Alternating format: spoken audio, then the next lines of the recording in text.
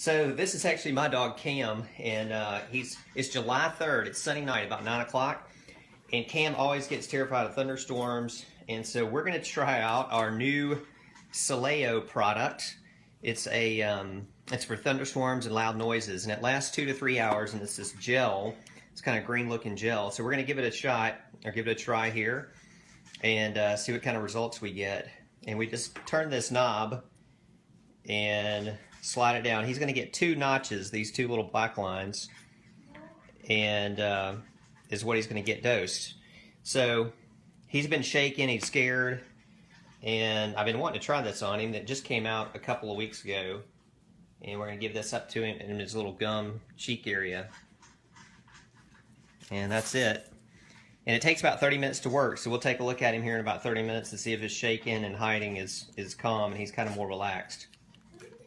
So, it's been about 30 minutes, and that Cam had the Sileo product that we got here.